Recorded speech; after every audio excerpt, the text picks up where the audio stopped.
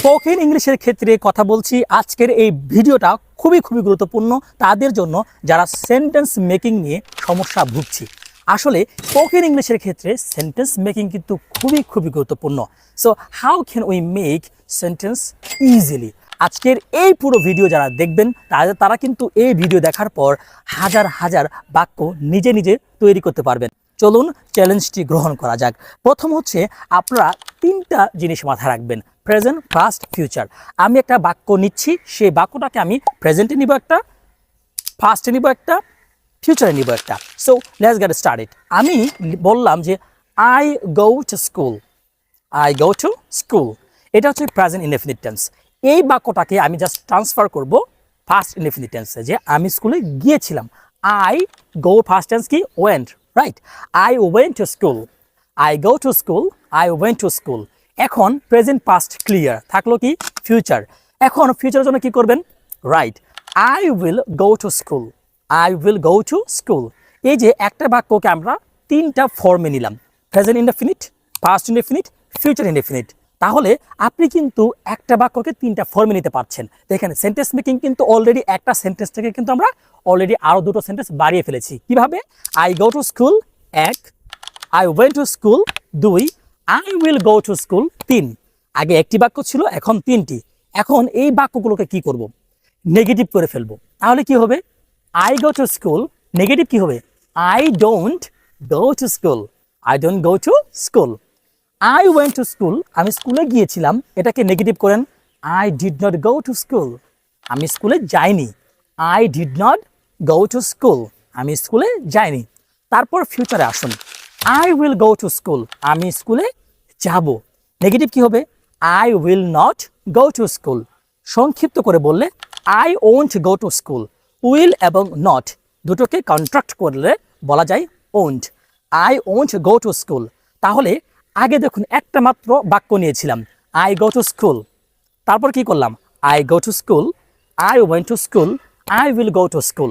Negative করলাম, I don't go to school, I did not go to school, I won't go to school.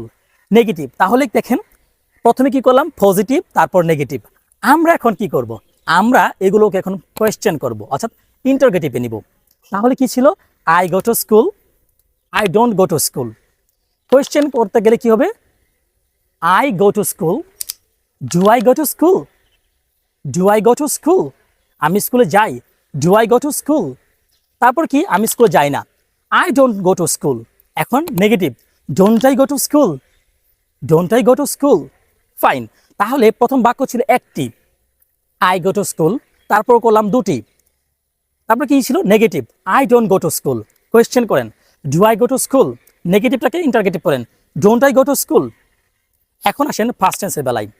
I went to school, আমি স্কুলে গিয়েছিলাম। এটাকে আমরা negative করব। I did not go to school, আমি স্কুলে যাইনি। কোয়েশ্চেন করব, did I go to school, আমি কি স্কুলে গিয়েছিলাম? Did I go to school. Interrogative. এখন ইন্টারগেটিভটাকে নেগেটিভ। আবার নেগেটিভ ইন্টারগেটিভ কোনটা? সেটা হচ্ছে এই যে I did not go to school, did not I go to school. Contract করি, didn't I go to school, didn't I go to school. আসেন ফিউচারে। ফিউচারে কি ছিল? I will go to school, তাই না? নেগেটিভ কি করলাম? I will not go to school. Question করেন, will I go to school, আমি কি স্কুলে যাব? Will I go to school. এখন নেগেটিভ ইন্টারগেটিভ কোনটা? Right, won't I go to school, won't I go to school. এখন দেখুন আমি কিন্তু বাক্য নিয়েছিলাম একটি, আই গো টু স্কুল। এগুলো সবগুলো মিলিয়ে বলি, তাহলে কি হবে? I go to school, do I go to school, I don't go to school, don't I go to school? I went to school, I did not go to school. Did I go to school? Didn't I go to school? I will go to school, will I go to school? I will not go to school, won't I go to school? দেখুন একটি মাত্র বাক্য দিয়ে কিন্তু আমরা প্রথমে positive, তারপর negative, interrogative, negative interrogative, এইভাবে আপনি বাক্য তৈরি করুন।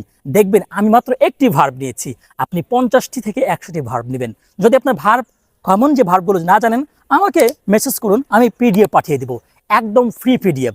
আপনার জীবনে যে ধরনের ভার্বগুলো প্রয়োজন সেটি ফ্রি পিডিএফ আমার কাছে রেডি। সো পিডিএফ নেওয়ার জন্য আপনি কিন্তু নক দিলেই পারেন। ভিডিওটি কেমন লাগলো কমেন্ট বক্সে জানাবেন। দেখা হচ্ছে খুব শীঘ্রই আরও নতুন নতুন অনেক ভিডিও নিয়ে। আল্লাহ হাফিজ।